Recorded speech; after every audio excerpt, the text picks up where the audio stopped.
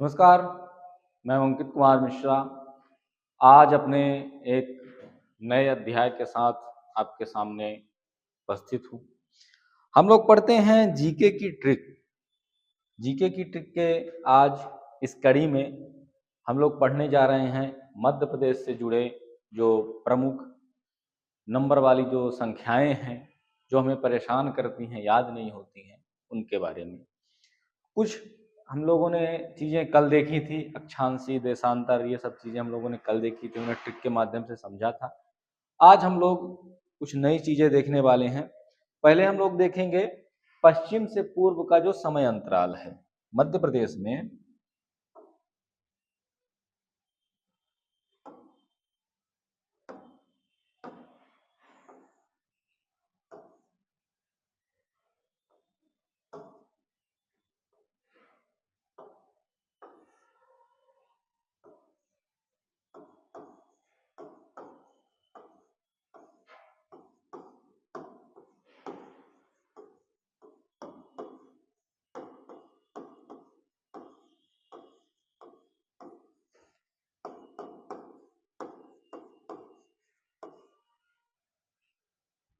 पश्चिम से पूर्व का समय अंतराल, ठीक है, इसको हम लोग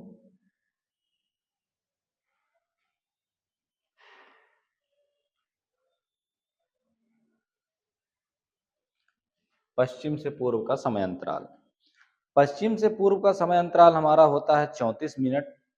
अब 34 मिनट याद रहे ना रहे, जैसा कि हम सब जानते हैं कि अगर पश्चिम से और पूर्व के समय को मिलाया जाए मध्य प्रदेश के, तो 34 मिनट का डिफरेंट आता है। अब 34 मिनट याद कैसे रहे हमें, उसके लिए भी हम लोगों ने एक जुगाड़ लगाया है, उसके लिए हम लोगों ने एक ट्रिक बनाई है। पहले तो लिख लेते हैं कि कितना होता है हमारा समय अंतराल, होता है 34 मिनट।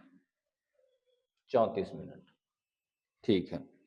अब इसको याद करने की एक ट्रिक है कि पश्चिम से पूर्व का जो समय अंतराल है, पश्चिम से पूर्व का जो समय अंतराल है वह मेरा है। कैसे मेरा है, देख लेते हैं ट्रिक।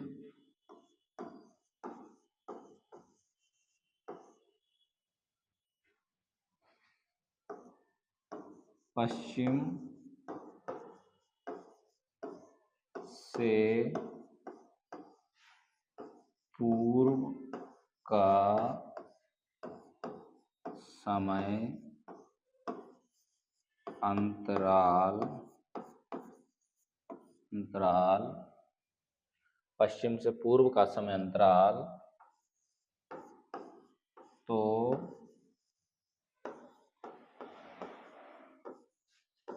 मेरा है।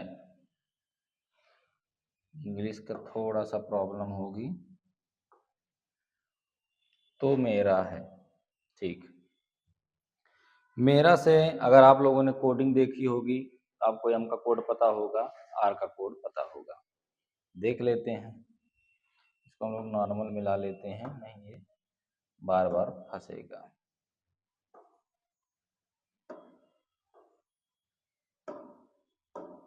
ठीक, हमने क्या लिखा, मेरा। मेरा में एम का कोड क्या पढ़ा था हम लोगों ने, 3। आई ई का कुछ नहीं होता है, आर का पढ़ा था 4, ई का कुछ नहीं होता, हमारा क्या आ गया 34। हमें 34 मिनट याद रहे न रहे, लेकिन अगर ये याद रहेगा कि भैया मध्य प्रदेश का जो पश्चिम से पूर्व का जो समय का अंतराल है वो मेरा है। मेरा है, कोई ऐसा कठिन शब्द नहीं है, लेकिन 34 याद रहे ना रहे, मेरा अगर याद रह गया और आपको कोडिंग आती है, आप उससे निकाल लेंगे।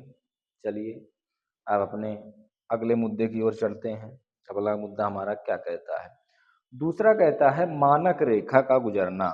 मानक रेखा कहाँ से गुजरती है, तो मानक रेखा देख लेते हैं। मानक रेखा मध्य प्रदेश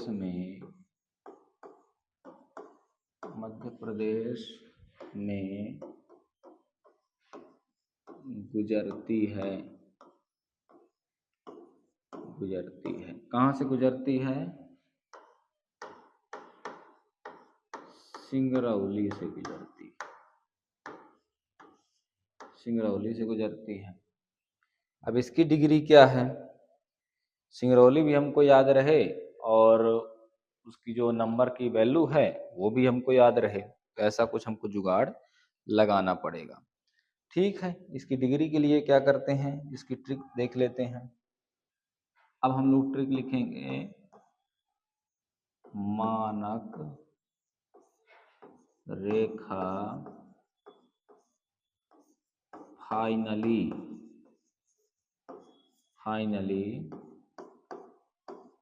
सिंगरौली से गुजरती है, सिंगरौली से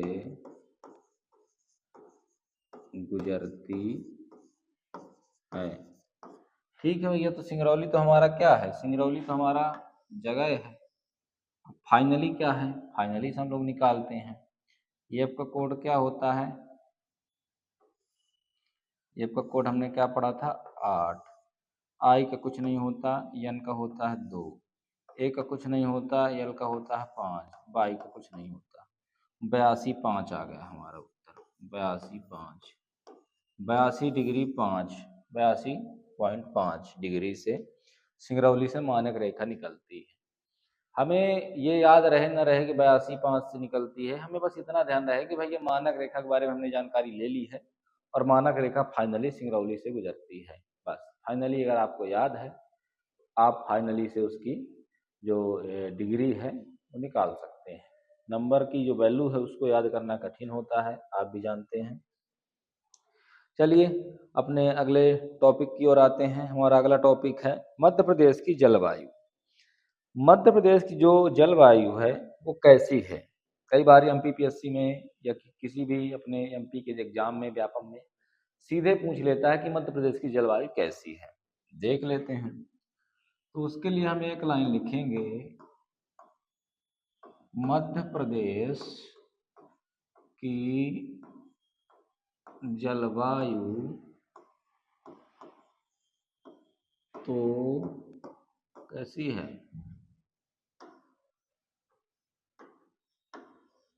ऊनी कांटों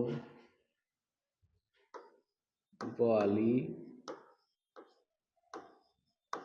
मानते हैं।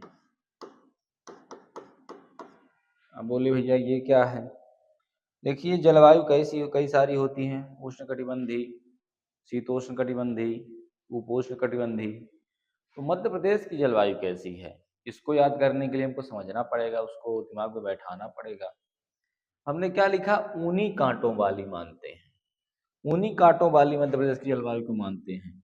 तो ऊनी कांटों वाला हमारा शब्द है, इसका ट्रिक जिससे हम लोग निकालेंगे। ऊनी कांटों वाली और मानना, मानते हैं। ऊनी से होता है हमारा उष्ण, कांटों से कटिबंधीय, उष्ण कटिबंधीय, मानते हैं से मानसूनी। तो मध्य प्रदेश की जलवायु कैसी है? उष्ण कटिबंधीय मानसूनी जलवायु। उष्ण कटिबंधीय याद रहे न रहे, आपको याद रखना है कि ऊनी कांटों वाली है। कांटे कैसे हैं? ऊन वाले हैं। हमारी जलवायु कैसी हो जाएगी? उष्ण कटिबंधीय मानसूनी। बस एग्जाम में तो ऑप्शन आएंगे, ऑप्शन नहीं भी आएंगे तो आप, अगर आपको ट्रिक याद है उससे आप बना लेंगे। चलिए अगला मुद्दा हमारा क्या कहता है? औसत वर्षा। ये भी एक नंबर की वैल्यू है, ये भी हमें भूलती है हमेशा कि 100 है, 200 है, 112 है, 115 क्या है। तो मध्य प्रदेश की जो औसत वर्षा है उसको हम याद नहीं करेंगे, उसको हम घड़ी से निकालेंगे। कैसे? देख लीजिए इसकी ट्रिक। मध्य प्रदेश की औसत वर्षा वर्षा तो कौन बताएगी? टाइटन घड़ी बता देगी। टाइटन घड़ी बता देगी, घड़ी बताती है, लिख देंगे। अब हमें नहीं पता कि औसत वर्षा क्या होती है, कितनी होती है, लेकिन हमें एक लाइन पता है कि मध्य प्रदेश की जो औसत वर्षा है उसके बारे में टाइटन घड़ी बताती है। कुछ क्या बताती है पूछ लेते हैं। टी का हम क्या जानते हैं? एक होता है। आई का कुछ नहीं होता, टी का फिर होता है एक, ए का कुछ नहीं होता, एन का होता है दो। आ गया हमारे पास उत्तर 112 सेंटीमीटर। मध्य प्रदेश की जो वर्षा होती है भैया 112 सेंटीमीटर इसकी औसत वर्षा है। मध्य प्रदेश की औसत वर्षा कौन बताता है? टाइटन घड़ी बताती है। हो गया। 112 भूल भी सकता है, लेकिन ये याद रहेगा कि मध्य प्रदेश की जो औसत वर्षा है वो टाइटन घड़ी बताती थी। तो अगर टाइटन से आप फिर निकाल लेंगे 112। देखिए, अगर आपको ये कन्फ्यूजन हो रहा होगा कि ये कोड कैसे आ रहे हैं, तो कोड वाली आप क्लास पहले देख लीजिएगा, जो जिसमें हम लोगों ने बेसिक चर्चा की थी कि हम लोग कोड कैसे बनाते हैं, कोड से कैसे नंबर से कैसे अल्फ़ाबेट निकालते हैं, तभी आप उसको समझ पाएंगे। जिन्होंने देखी होगी उनके लिए ईजी है, और आपको देखना इसलिए ज़रूरी है क्योंकि मैक्सिमम ट्रिक हम लोग इन्हीं से बना रहे हैं। अब एक महत्वपूर्ण चीज़ आती है, चलिए पहले उसको लिखते हैं फिर आपको बताते हैं कि क्या। लिख लेते हैं, 3 लाइनें हम लोग लिखेंगे।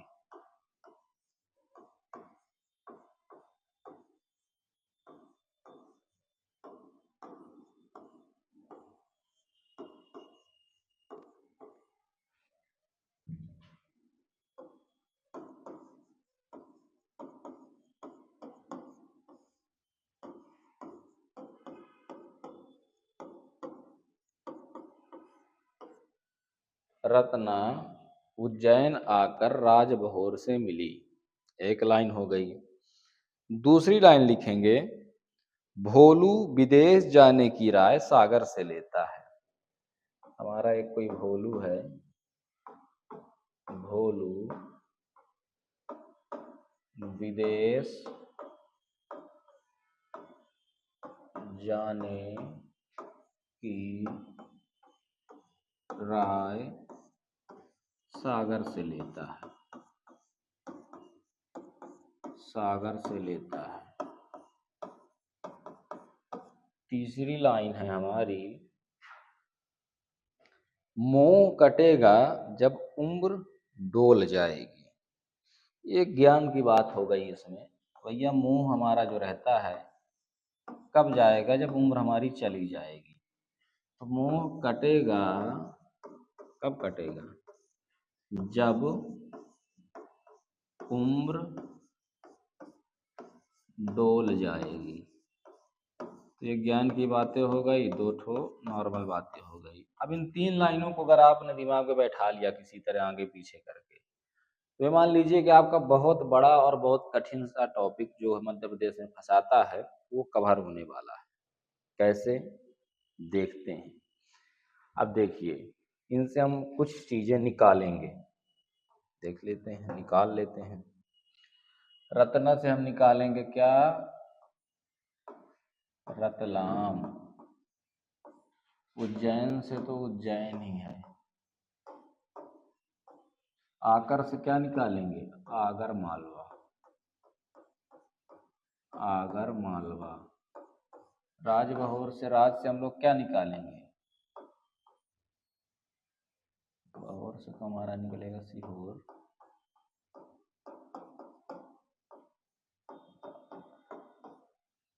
यहाँ तक हो गया। भोलू से भोपाल, विदेश से विदिशा,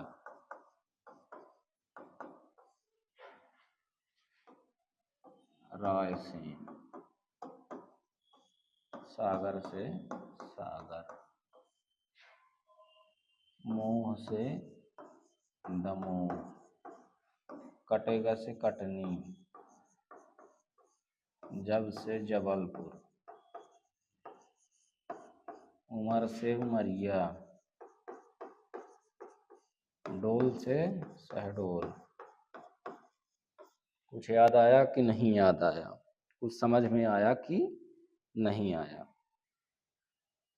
इन 3 लाइनों को अगर आपने दिमाग में बैठा लिया तो मध्य प्रदेश के जो 14 जिलों से कर्क रेखा गुजरती है वो आपको कभी नहीं भूलेगी। किसी भी तरह से आपसे पूछ लिया जाएगा कि यहाँ से निकलती है कि नहीं निकलती है, या कि किन किन जिलों से निकलती है।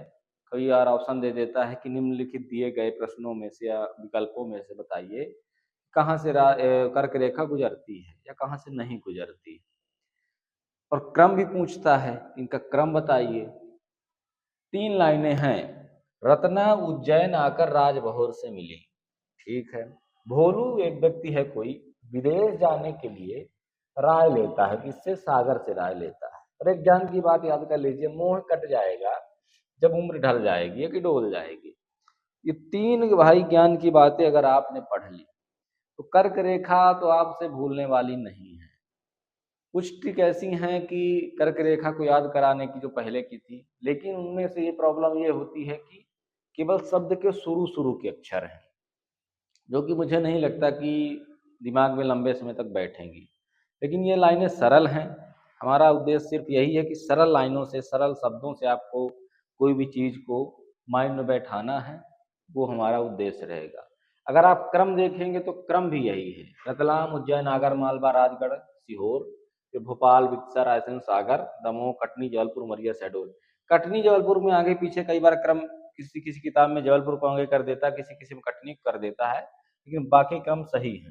गिन लीजिए कितने हैं? 3 2 5, 5 4 9, 9 4, 9 5 14। 14 हमारे क्या हो गए? कर्क रेखा से गुजरने वाले जिले जहाँ पे पड़ते हैं। अब हम लोग क्या देखेंगे? मध्य प्रदेश का क्षेत्रफल। मध्य प्रदेश का क्षेत्रफल जो है वो दृष्टि में, यानी भारत की दृष्टि में कौन सा स्थान रखता है, तो उसको भी देख लेते हैं।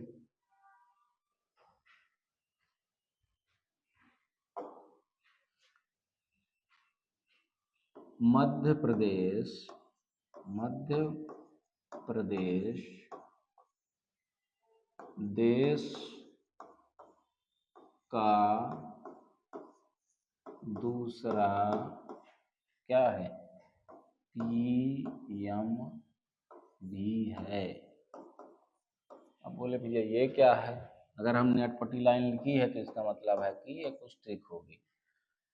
तो दूसरा से हमारा क्या निकल आएगा? दूसरा से हमारा तो दूसरे निकल आया। मध्य प्रदेश से तो मध्य प्रदेश है, एमपी। देश से हमारा देश ही है। दूसरा तो सेकंड आ जाएगा, दूसरा। अब पीएम भी क्या है? पी से हमने क्या पढ़ा था? 9। एम से हमने क्या पढ़ा था? 3। भी से हमने क्या पढ़ा था? 8। 9.38%। ये हमारा देश का इतना हिस्सा हमारे पास प्रतिशत में क्षेत्रफल का हम लोग भारत में रखते हैं, यानी 9.38%। तो मध्य प्रदेश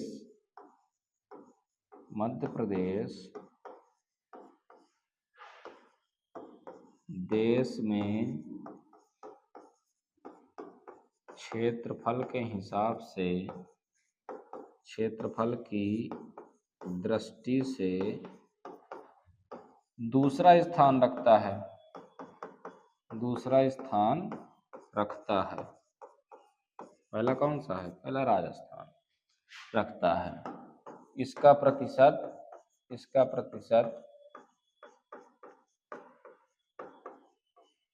9.38 है, यानी 100% अगर पूरा देश है तो उसमें से 9.38% हमारा मध्य प्रदेश है। तो हम लोगों ने क्या देखा? मध्य प्रदेश का क्षेत्रफल और भारत में जो स्थान है उसका दृष्टि की, मतलब भारत की दृष्टि से कौन सा स्थान है। अब एक और कठिन चीज आती है जिसके लिए बहुत सारी ट्रिक बनी है, हम लोग उसको अपने अंदाज में पढ़ेंगे। क्या? चलिए उसको देखते हैं। मध्य प्रदेश जो बॉर्डर है मध्य प्रदेश का, जो लिख सकते हैं के मध्य प्रदेश के बॉर्डर में भैया एक पत्थर लगा था। मध्य प्रदेश के बॉर्डर का जो रॉक था, रॉक वो क्या हो गया, गुम गया है, गुम गया है। मध्य प्रदेश के बॉर्डर में एक रॉक लगा था, वो गुम गया है। इस बार हम लोग नंबर की वैल्यू नहीं निकालेंगे, क्योंकि इसमें बॉर्डर में तो हम लोग नंबर तो निकालने वाले नहीं हैं। हम लोग इससे क्या बनाएंगे, इससे हम लोग पूरे स्टेट बनाएंगे। देख लीजिए, रॉक ROC, ठीक है। गुम, R से क्या हो जाएगा, राजस्थान। O को हम लोग इग्नोर करेंगे, इससे हो जाएगा छत्तीसगढ़, छत्तीसगढ़। G से गुजरात, U से उत्तर प्रदेश, M से महाराष्ट्र। कई जगह अटपटी मिलती है इसकी, गुमछौरा या कुछ करके, तो वो शब्द याद रहे न रहे, लेकिन ये याद रहना चाहिए कि मध्य प्रदेश का जो बॉर्डर का एक रॉक है यानी पत्थर है, वो गुम गया है। बस रॉक और गुम याद रह गया ना, पांचों स्टेट आप आराम से निकाल लेंगे। तो ये हो गई इसकी बॉर्डर वाली ट्रिक, यानी कितने राज्यों को हमारा मध्य प्रदेश छूता है, यानी कितने राज्य उससे मिलते हैं। अब एक आती है यमुनोत्तर रेखा। यमुनोत्तर रेखा जो मध्य प्रदेश में हम लोगों ने पढ़ी है, उसके बारे में देख लेते हैं, उसकी डिग्री कितनी है। भैया मध्य प्रदेश की जो यमुनोत्तर रेखा है उसको देखते हैं हम लोग। मध्य प्रदेश की यमुना तो फाइनल में गई है। अब ये क्या है, यमुना से क्या निकालेंगे हम लोग, यमुनोत्तर, यमुनोत्तर रेखा, यमुनोत्तर रेखा। मध्य प्रदेश तो हमारा मध्य प्रदेश ही है। मध्य प्रदेश की यमुनोत्तर रेखा फाइनल से निकालेंगे। ये आपका हमने पढ़ा था 8, आई का कुछ नहीं होता, एल का होता 2, ए का कुछ नहीं होता, एल का होता 5, 82.5 डिग्री। यमुनोत्तर रेखा कितनी है, 82.5 डिग्री। ये देखिए 82.5 निकल आया यमुनोत्तर रेखा। तो 82.5 याद रहे न रहे, अगर ये पता चला कि भैया यमुना शब्द ऐसा कुछ आ रहा है तो यमुनोत्तर वो फाइनल में गई थी, ये हम लोग कह सकते हैं। अब एक सबसे कठिन प्रश्न है जो कि याद करना थोड़ा सा मुश्किल होता है, उसके लिए क्या ट्रिक आती है। उसके ये ट्रिक थोड़ा सा कठिन है, कठिन नहीं है, उतने भी कठिन नहीं है, लेकिन उसको सरल बनाने का प्रयास किया गया है। उसकी लाइन क्या है कि मध्य प्रदेश की जनसंख्या, यानी मध्य प्रदेश की जो कुल जनसंख्या है उसके बारे में एक ट्रिक है, उसको हम लोग एक बार देख लेते हैं, उससे सरल से हम लोग निकालेंगे।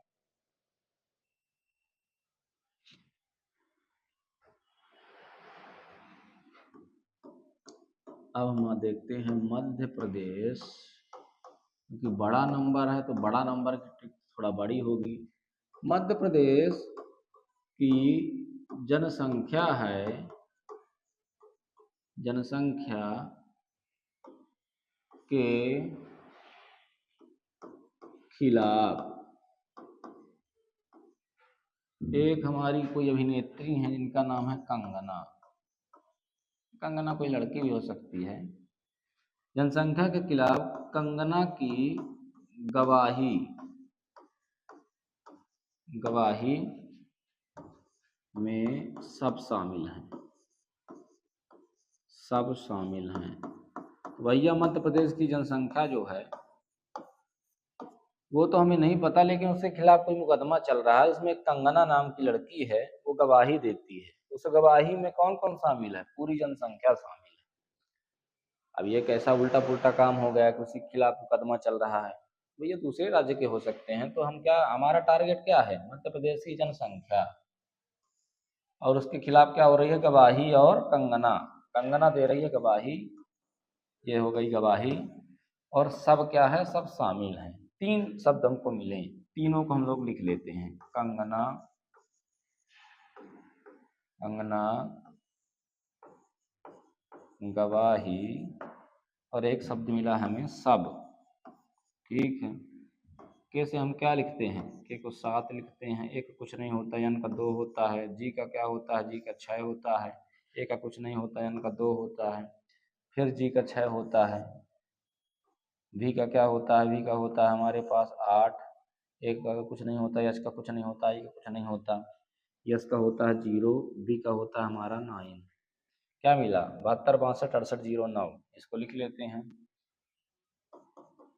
72, 62, 68, 0, 9। आप मिला लीजिएगा किसी किताब में, मध्य प्रदेश की जनसंख्या इतनी ही होगी।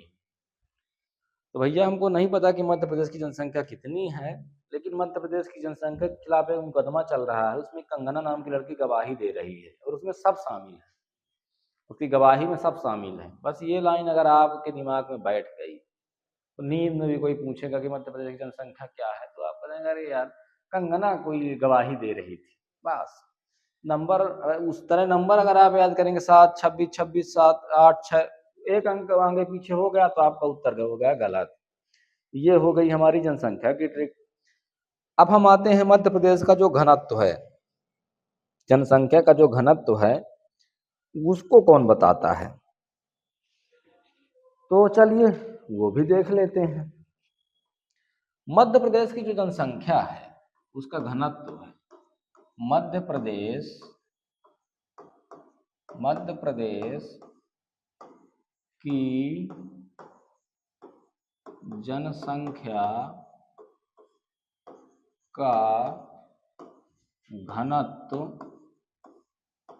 तो कौन दर्शाता है, हमको नहीं पता कौन दर्शाता है, लेकिन कोई नमाज पढ़ता है, नमाज से दर्शा सकते हैं। नमाज एक मुस्लिम की पूजा पद्धति की प्रकार है, जनसंख्या का घनत्व नमाज से पता चलता है, नमाज से पता चलता है। अब आपको कहेंगे आइडिया नहीं है हमको नमाज या कि घनत्व का, लेकिन नमाज हमको इंग्लिश का शब्द मिल गया है, इसका मतलब इसमें कोडिंग होगी। यन का क्या लिखते हैं 2, ए का कुछ नहीं लिखते, यम का लिखते हैं 3, ए का कुछ नहीं लिखते, जे का हम लोग क्या लिखते हैं, जे का होता है 6। तो भैया मध्य प्रदेश का जनसंख्या घनत्व कितना होता है, 236। जनसंख्या घनत्व 236 होता। आपको 236 याद रहे ना रहे, नमाज याद रह गया कि नमाज से दर्शाते थे, तो हो गया काम आपका। अब आता है एक मध्य प्रदेश का लिंगानुपात। लिंगानुपात भी इसी तरह कुछ है, लेकिन लिंगानुपात भी हमें नहीं पता है। लिंगानुपात का जो चैप्टर है, लिंगानुपात, लिंगानुपात का पाठ तो पीएमटी में पढ़ाया जाता है। कहाँ टेस्ट है उसमें लिंगानुपात का पाठ होगा। अब हमें लिंगानुपात के बारे में कोई आइडिया नहीं है कितना होता है, लेकिन ये पता है कि पीएमटी में उसका पाठ पढ़ाया जाता है। ठीक है, तो अब हमको क्या मिल गया, पीएमटी। पीएमटी से हम लोग निकाल सकते हैं, पीएमटी, पी का क्या होता है 9 होता है, एम का होता है 3, टी का होता है 1। उत्तर क्या आ गया 931। ये आ गया भैया हमारा मध्य प्रदेश का लिंगानुपात। हमको नहीं पता कि 931 होता है 932 होता है, लेकिन हमको ये पता है कि लिंगानुपात का जो लेसन है वो कहाँ है, पीएमटी के टेस्ट वाली बुक में है, यानी पीएमटी वाली क्लास में है कुछ। ठीक है, अब एक और आता है साक्षरता दर। उसमें कई सारे अंक रहते हैं जिसके कारण हम लोग कंफ्यूज हो सकते हैं, तो इसमें हम लोग एक अच्छी ट्रिक बनाए हैं, उसको देख लेते हैं जो सरल हो जाएगी।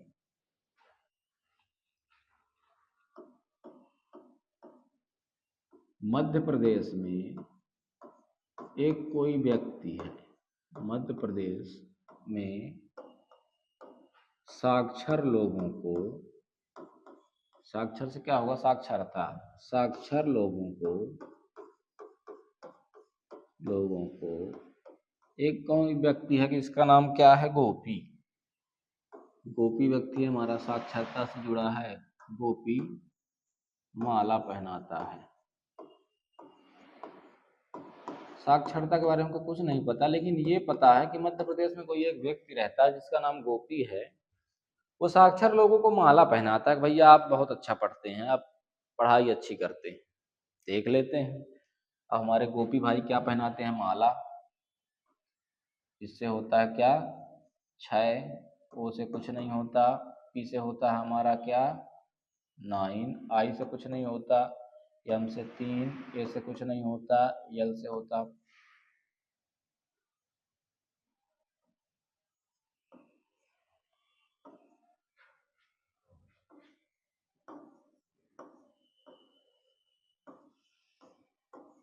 तो आप बताइए।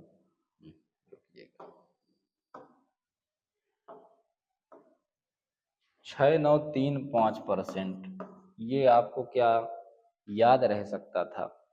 नहीं रह सकता था।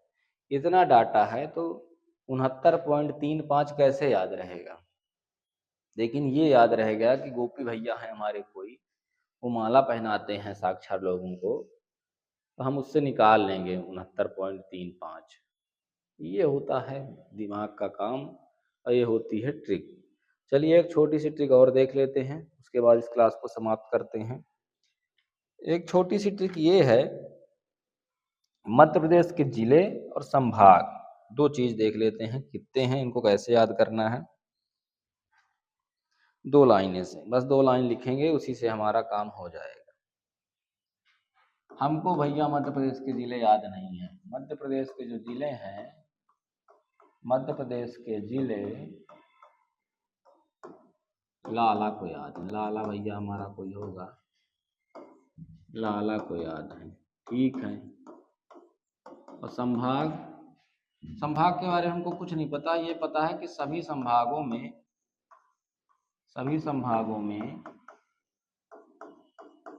वो में क्या बनता है, डोसा बनता है।